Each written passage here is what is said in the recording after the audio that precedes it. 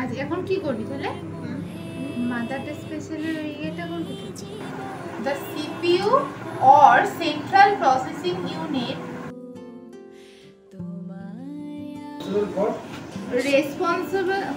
responsible for executing instruction.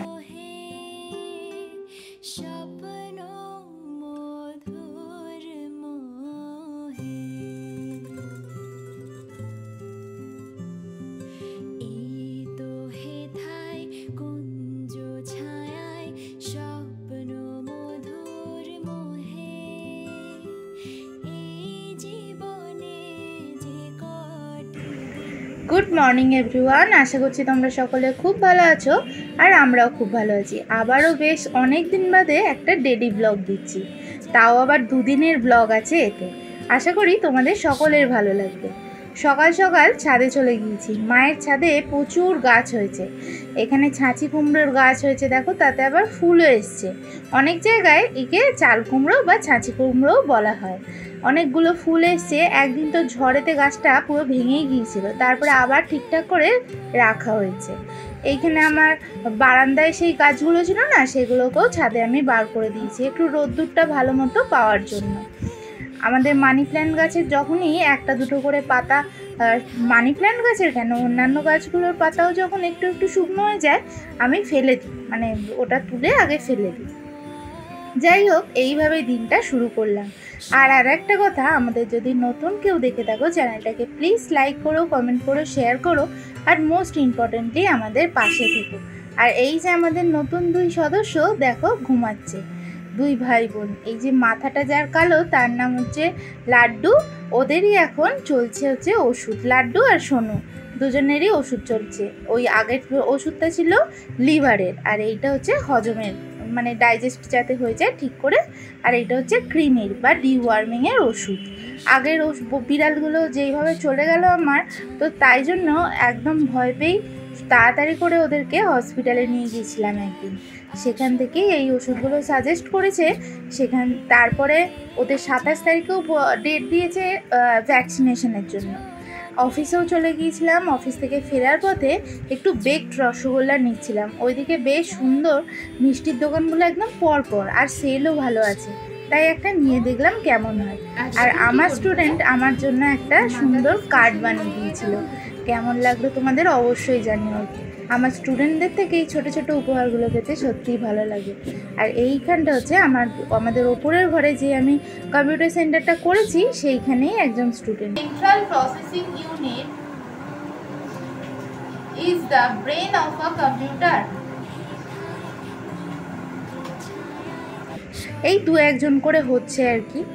তারপরে আমি পরের দিনকে গিয়েছিলাম, পরের দিন ছিল রবিবার, গিয়েছিলাম হচ্ছে ইনস্টিটিউটের ক্লাসগুলো করাতে। এখন ইনস্টিটিউটে মোটামুটি ভালোই স্টুডেন্ট আছে। যাই হোক, আমার নিজের ইনস্টিটিউটেও একটু 2-4টা স্টুডেন্ট হলে বেশ ভালোই হয়। আস্তে আস্তে হয়তো হবে। তারপরে ওখানেও ক্লাসগুলো করাচ্ছিলাম। ওদের কিছু কিছু নোটস লেখানো ছিল, কারণ অনেকের কোর্সই শেষের মুখে, তাই কী কী কোয়েশ্চেন আসবে সেই অনুযায়ী কোয়েশ্চেনগুলো আমি ওদেরকে লিখিয়ে দিচ্ছিলাম।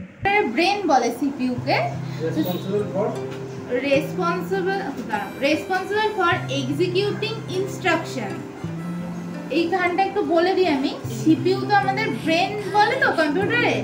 এবার ধরো তুমি কোনো, তারপরে বাড়ি ফিরে দেখি বাপিমা বাজারে গিয়েছিল, তাই এনেছে ফলসাটা এবারে আমি মানে একদম নতুনই খেলাম, এর আগে কখনো খাইনি। তালশাঁস তো খেয়েছি ঠিক কথায়, কিন্তু ফলসাটা খাওয়া হয়ে ওঠেনি। ফলসাটা খেলাম, বেশ ভালো লাগলো। তারপরে দুপুরে খাওয়া দাওয়া শেষ করে আমি, দিদি আর ছোটো মা তিনজনে মিলে রওনা দিলাম দিদির বাড়ির উদ্দেশ্যে। প্রচণ্ড গরম ঠিক কথাই, কিন্তু সকালবেলা যে আমি যাব তার উপায় ছিল না। পরপর ক্লাসগুলো থাকে, সেগুলো মিস হয়ে গেলে খুব প্রবলেম হয় আবার নতুন করে করাতে। তাই সেদিনকেই কমপ্লিট করে দিয়ে চলে গিয়েছিলাম, আর ফিরবো কালকে বিকেলে।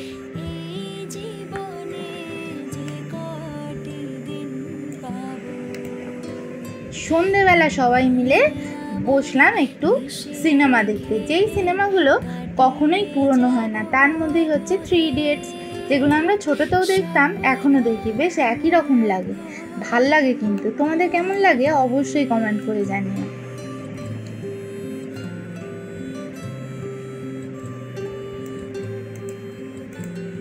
সবাই মিলে মজা করে টিভিটা দেখার পরে এদিকে দিদিও রান্না বসিয়ে দিয়েছে। এদিকে হচ্ছিল চিকেন আর গার্লিক রাইস। গার্লিক রাইসটা একদম নিজের মাথা থেকেই বার করেছি, একটু বেশি বেশি করে রসুন দিয়ে ভাতটাকে ভেজে নিয়েছি পেঁয়াজ দিয়ে।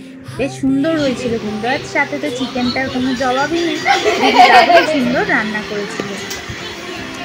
এই ছিল দিদির বাড়ির সারাদিন। বিকেলবেলা গিয়ে পৌঁছেছিলাম, তারপরের দিন যেহেতু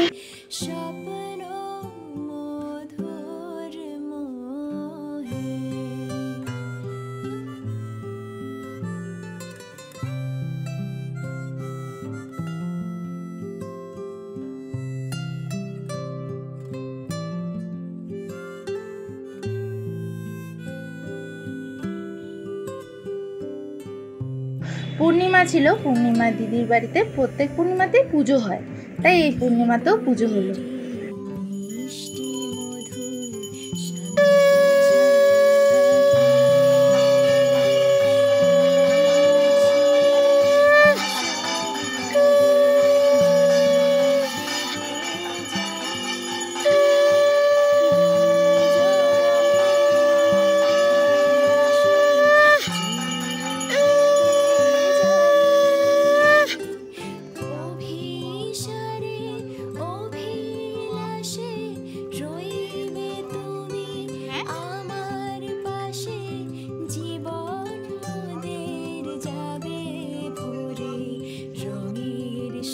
এইভাবেই সারাদিন কাটিয়ে বাড়ি ফেরার পালা এবার।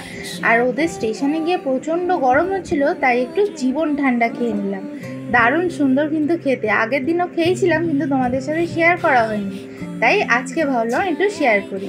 তাহলে চলো আজকের মতো ব্লগটা এখানে এন্ড করছি। আশা করি তোমাদের ভালো লাগবে। সবাই ভালো থেকো, সুস্থ থেকো আর সকলকে ভালো রেখো। Good night.